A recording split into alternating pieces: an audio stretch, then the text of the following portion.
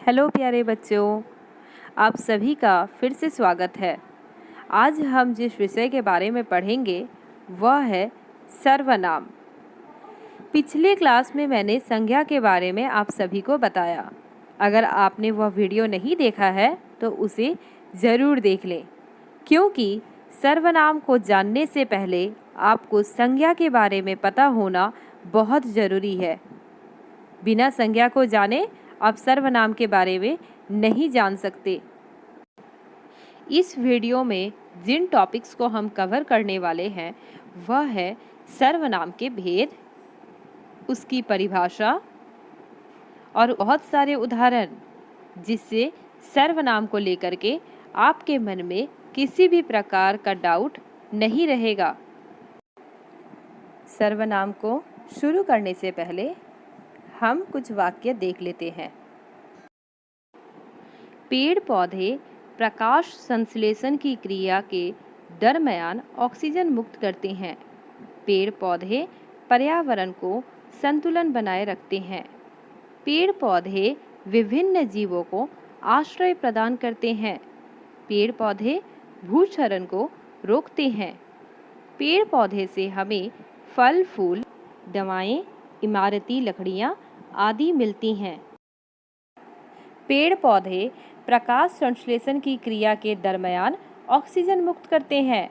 वे पर्यावरण को संतुलन बनाए रखते हैं।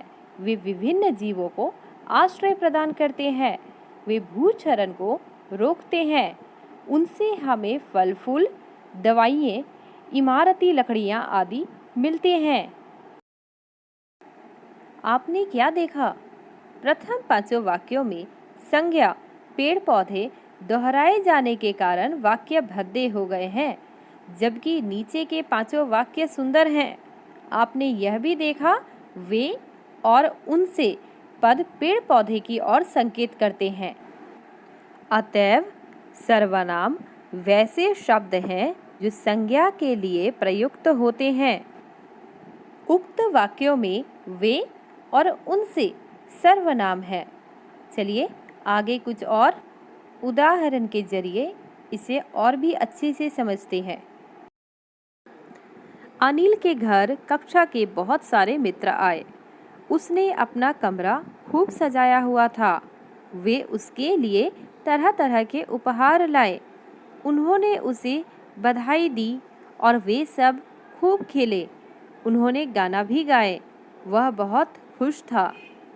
इन वाक्यों में वे, उसके, उन्होंने, उसने, वह, उसे अनिल और उसके मित्र के स्थान पे प्रयुक्त हुए हैं। इसका अर्थ होता है सर्वनाम का मतलब है संज्ञा के स्थान पर प्रयुक्त होने वाले शब्द को सर्वनाम कहते हैं। प्रयुक्त का अर्थ होता है इस्तेमाल होना। संज्ञा की पुनरुक्ति ना करने के लिए सर्वनाम का प्रयोग किया जाता है, जैसे मैं, तू, तुम, आप, वह, वे आदि। पुनरुक्ति का अर्थ होता है बच्चों बार बार आना। कोई शब्द जब बार बार आता है तब वाक्य सुनने से अटपटा लगता है। वाक्यों को सुंदर बनाने के लिए ही हम सर्वनाम का प्रयोग करते हैं। बच्चों, आगे हम सर्वनाम के भेद के बारे में जानेंगे। जैसा कि आप सभी चित्र में देख पा रहे हैं, सर्वनाम के 6 प्रकार के भेद होते हैं।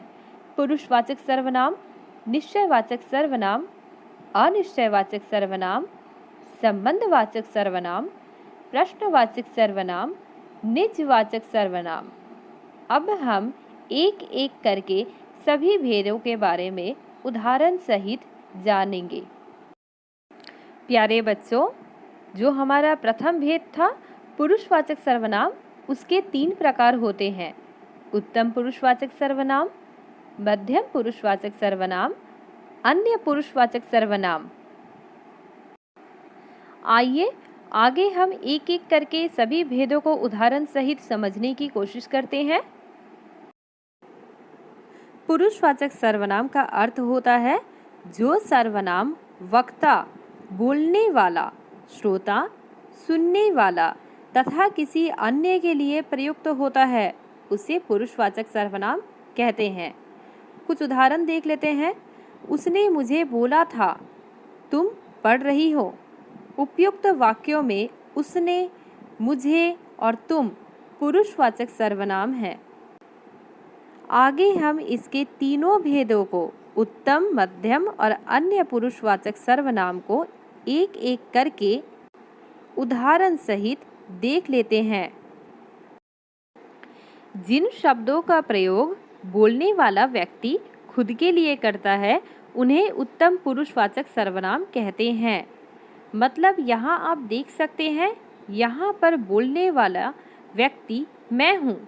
इसके अंतर्गत मैं, मेरा, मेरी, मेरे, मुझे, मुझको, हम, हमें, हमको, हमारा, हमारी आदि आते हैं।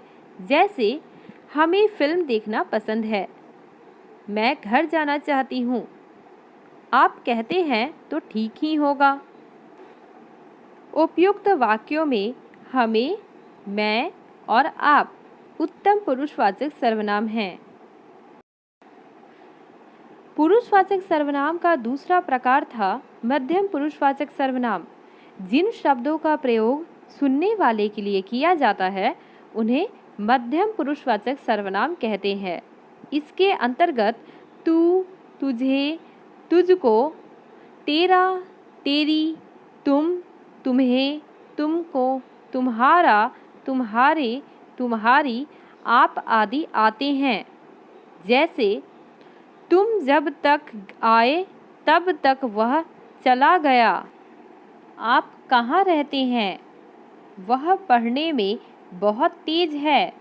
उपयुक्त वाक्यों में तुम, आप और वह मध्यम पुरुषवाचक सर्वनाम के उदाहरण हैं।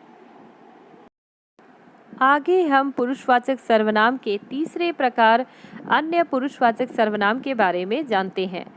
जिन शब्दों का प्रयोग किसी तीसरे व्यक्ति के बारे में बात करने के लिए होता है उन्हें अन्य पुरुषवाचक सर्वनाम कहते हैं। इसके अंतर्गत ये, उसे, इनसे, वे, उन्हें आदि आते हैं। जैसे वे मैच नहीं खेलेंगे, उसे कुछ मत कहना, इनसे कहिए अपने घर जाएं। उपयुक्त वाक्यों में वे, उसे और इनसे अन्य पुरुषवाचक सर्वनाम है क्योंकि ये शब्द किसी तीसरे व्यक्ति की ओर संकेत करते हुए नजर आ रहे हैं।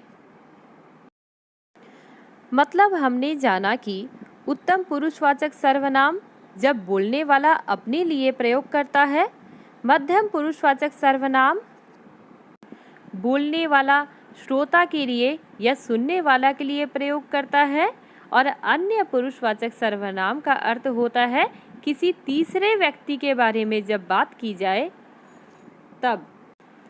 आगे हम अपनी अगले सर्वनाम की ओर बढ़ते हैं जो है निजवाचक सर्वनाम।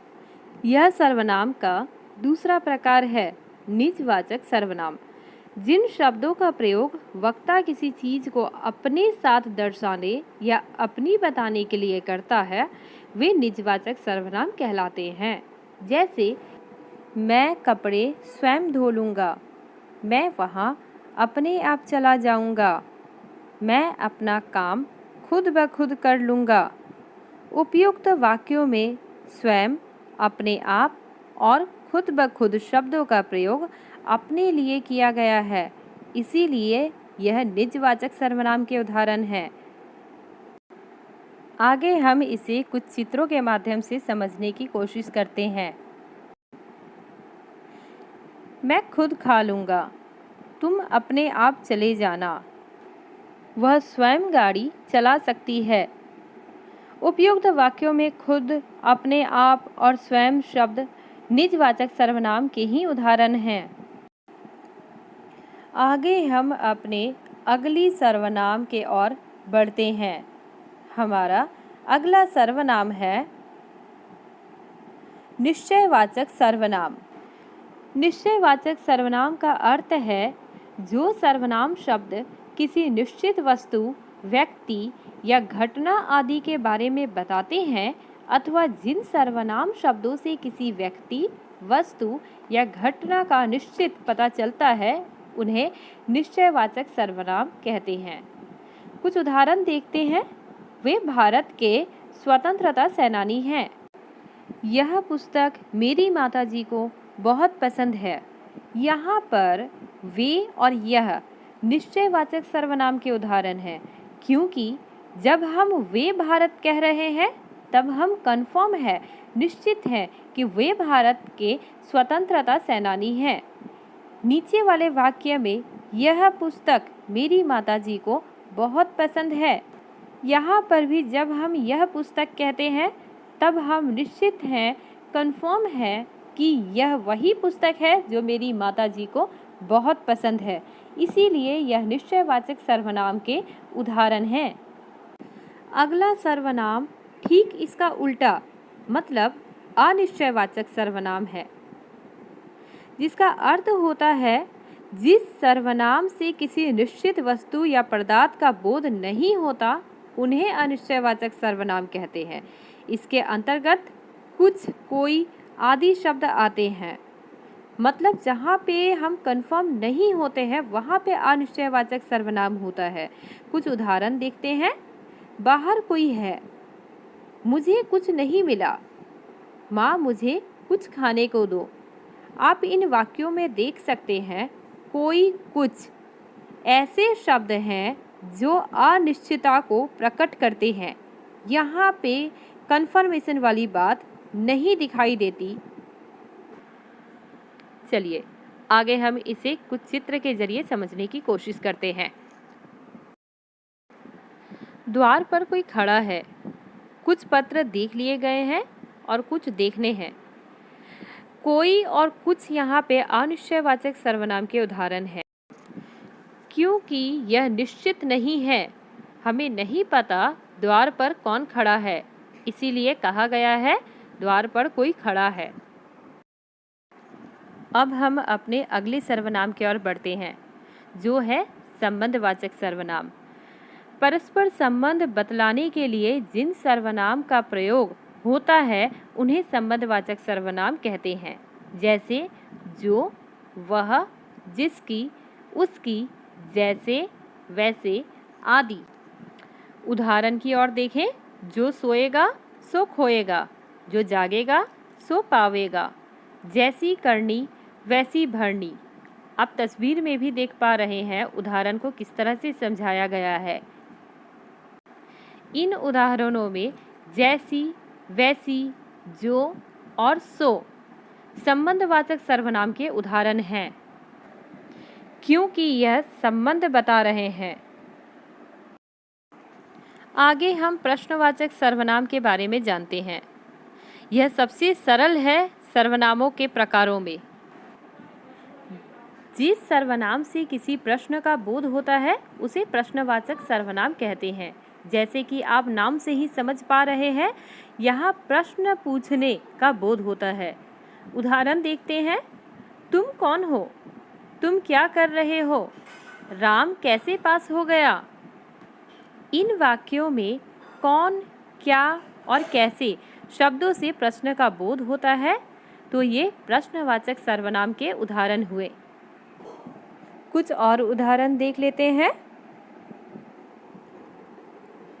तुम कौन हो? तुम्हें क्या चाहिए?